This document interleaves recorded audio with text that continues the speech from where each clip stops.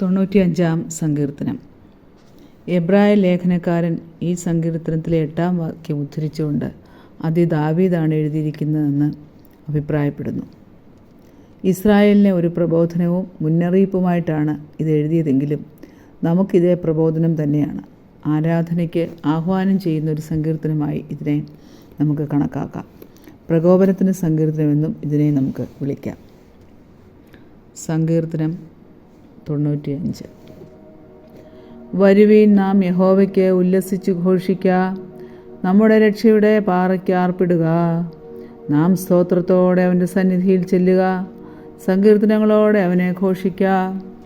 യഹോവ മഹാദൈവമല്ലോ, അവൻ സകല ദേവന്മാർക്കും മീതെ മഹാരാജാവ് തന്നെ. ഭൂമിയുടെ അധോഭാഗങ്ങൾ അവൻ്റെ കയ്യിലാകുന്നു, പർവ്വതങ്ങളുടെ ശിഖരങ്ങളും അവനുള്ളവ.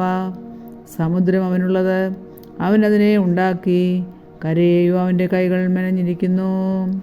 വരുവീൻ, നാം വണങ്ങി നമസ്കരിക്ക, നമ്മെ നിർമ്മിച്ച യഹോവയുടെ മുമ്പിൽ മുട്ടുകുത്തുക. അവൻ നമ്മുടെ ദൈവമാകുന്നു, നാമോ അവൻ മേയിക്കുന്ന ജനവും അവൻ്റെ കൈക്കലെ ആടുകളും തന്നെ.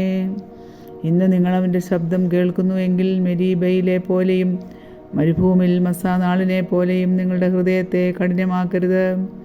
അവിടെ വെച്ച് നിങ്ങളുടെ പിതാക്കന്മാർ എന്നെ പരീക്ഷിച്ചു, എൻ്റെ പ്രവൃത്തി അവർ കണ്ടിട്ടും എന്നെ ശോധന ചെയ്തു. 40 ആണ്ട് എനിക്ക് ആ തലമുറയോട് നീരസം ഉണ്ടായിരുന്നു. അവർ തെറ്റിപ്പോകുന്ന ഹൃദയമുള്ള ഒരു ജനമെന്നും എൻ്റെ വഴികളെ അറിഞ്ഞിട്ടില്ലാത്തവരെന്നും ഞാൻ പറഞ്ഞു. ആകയാൽ അവർ എൻ്റെ സ്വസ്ഥതയിൽ പ്രവേശിക്കുകയില്ലെന്ന് ഞാൻ എൻ്റെ ക്രോധത്തിൽ സത്യം ചെയ്തു. ദൈവമേ, സ്തുതിക്ക് യോഗ്യമാകുന്നു. ബാറക്കുമോർ.